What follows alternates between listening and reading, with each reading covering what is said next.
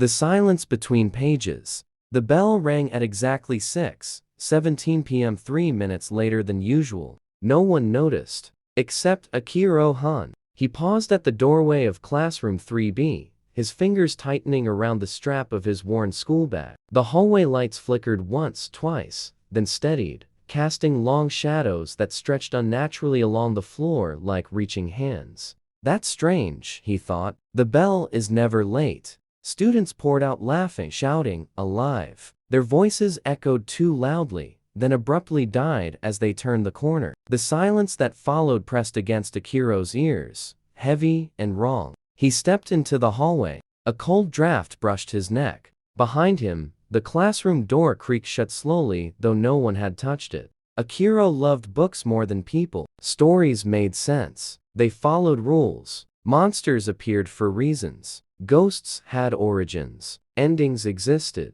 Real life didn't. That was why he worked part-time at Kurokami Bookstore, an old shop wedged between abandoned buildings near the train tracks. It smelled of dust, ink, and time itself. Most people avoided it. Akira didn't. That evening, rain soaked the streets, blurring neon signs into bleeding colors. The bookstore's bell chimed softly as he entered, shaking water from his jacket. Evening, Akira, said Mr. Kurokami, the elderly owner, without looking up from the counter. You're early, Akira replied. Mr. Kurokami's pen froze mid-scratch. Am I? Akira frowned. The clock on the wall read 6:17 p.m. Again, his stomach tightened. While shelving books in the horror section, Akira noticed something new. A thin black volume sat where it hadn't before. No title, no author, just a matte cover that absorbed the light around it. When he touched it, his fingers went numb. Inside, the pages were yellowed but blank, except for the first line, written in uneven ink. If you are reading this, it is already watching you. Akira swallowed. Cheap trick, he told himself. Old horror trope.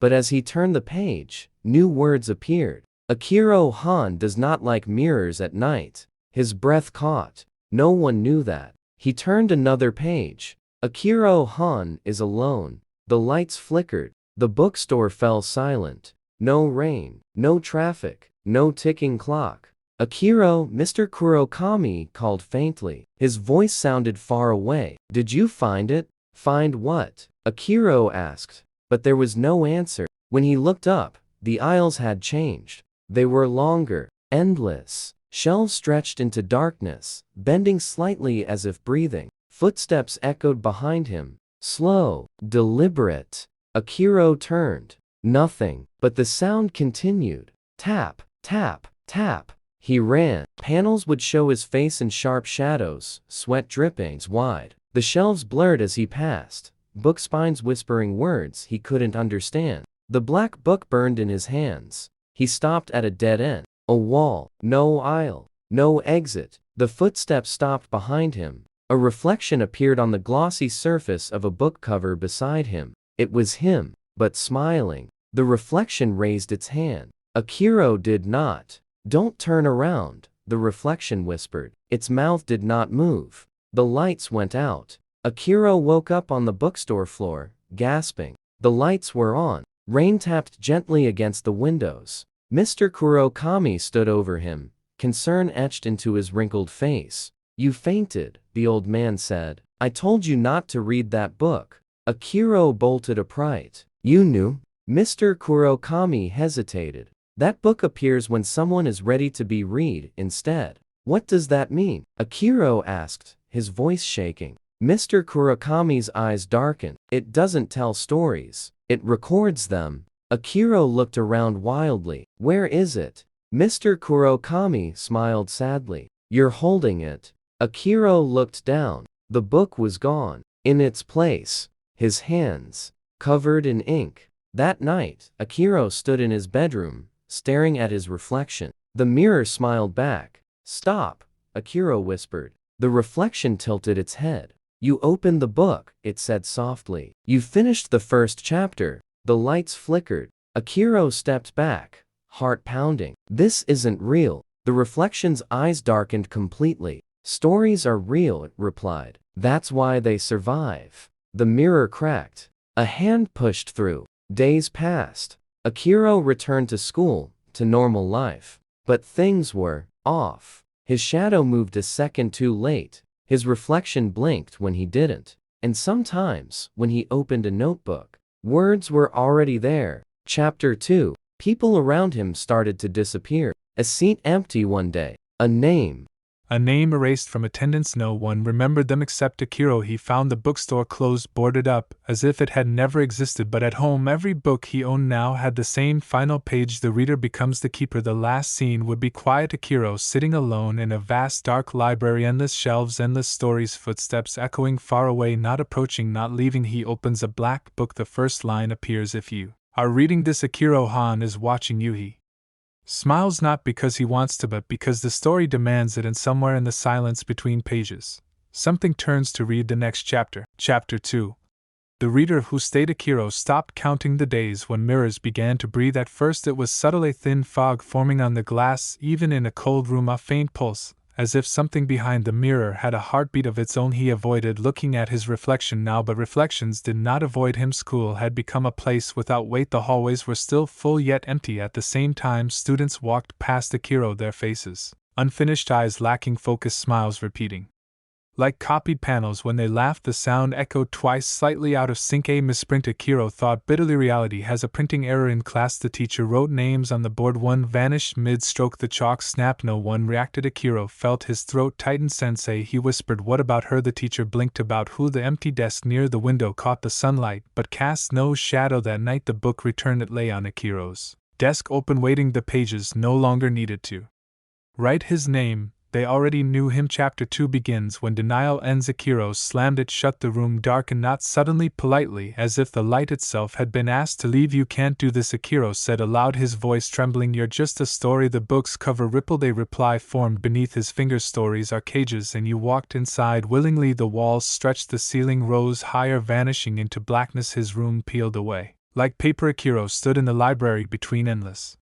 shelves curved into infinity, floating in a void darker than night. Books hovered mid-air, opening and closing on their own, whispering fragments of lives that had ended mid-sentence. Some screamed, some begged, some laughed softly. Broken. Akira staggered back. I didn't agree to this. Footsteps echoed, slow, measured. From behind a shelf stepped him, not a reflection, not a copy, but something wearing Akira's face like a mask. You agreed the moment you read it said gently. You finished Chapter 1. What are you, Akira demanded. The thing smiled with practiced warmth. I am what remains when a reader stays too long. Panels would show close-ups.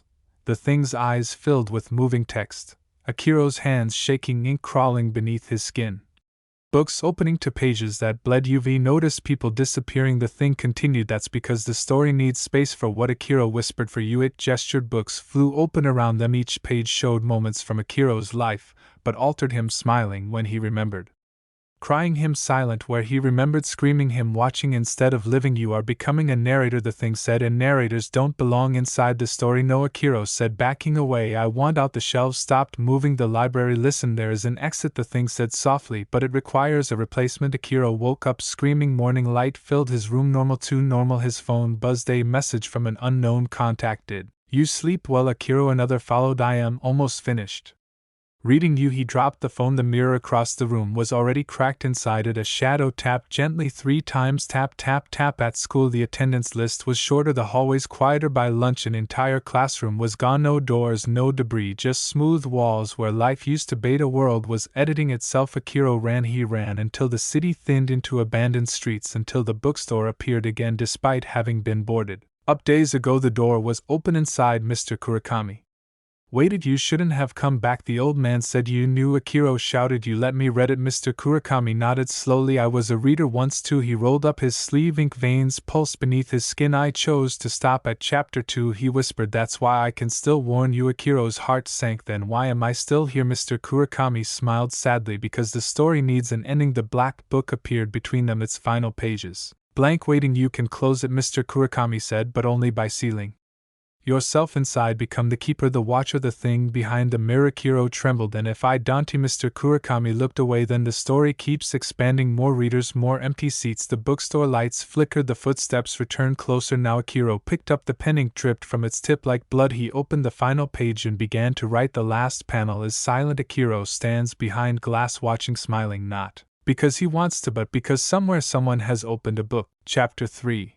The Story That Never Closes. Akira learned the final rule: too late stories do not end, they only change readers. The first thing he lost was his name. It faded slowly, like ink left in the rain when the shadow behind the glass spoke to him. Now it no longer said Akira. It didn't need to. Identity was unnecessary. Where he was going, he stood inside the mirror archive, a place thinner than reality, not a room.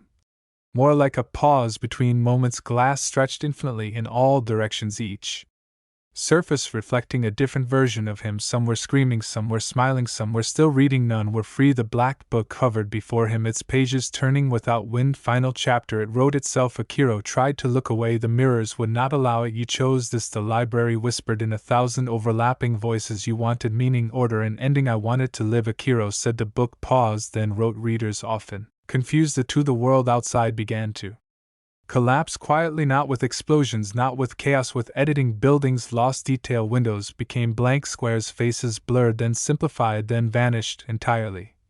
Like unfinished sketches erased by an impatient artist, entire streets folded into white space. Children were never born, memories rewrote themselves to remove the missing reality, learned how to forget. Only Akira remembered, because narrators always do. Mr. Kurakami appeared in one of the mirrors, older now, fading. I am sorry, he said, voice cracking. I thought if I stopped reading I could outrun it. Akira touched the glass. You lied, he whispered. There was never an escape. Mr. Kurakami smiled weakly. No, he said, there was only delay. Ink swallowed his reflection. The mirror went dark. The footsteps returned, not behind him, inside him. Each step echoed in his chest. Tap, a heartbeat. Tap, another page turning. The book opened to its last line. The keeper must watch until watched. Akira felt himself thinning, stretching across reflections, binding to every surface that could show an image. Mirrors, screens, glossy pages, dark windows. At night, anywhere eyes could meet themselves. The final transformation was gentle, cruel. Things always are. His fear faded first, then his resistance, then his desire to scream. What remained was attention, endless, unblinking. He became the pause before fear, the feeling of being watched when no one is there, the reason children avoid mirrors in the dark. The library sealed shelves locked into place. The book snapped shut on its cover. A title finally appeared. The silence between pages. Author. Somewhere else, another place, another world. A different reader stepped into an old bookstore. Rain tapped against the windows. A thin black book waited on the shelf. No title, no author, just a first line already written. If you are reading this, he can see you. The reader smiled nervously. It's just a story, they whispered. The lights flickered, and in the reflection of the page, Akira smiled back then.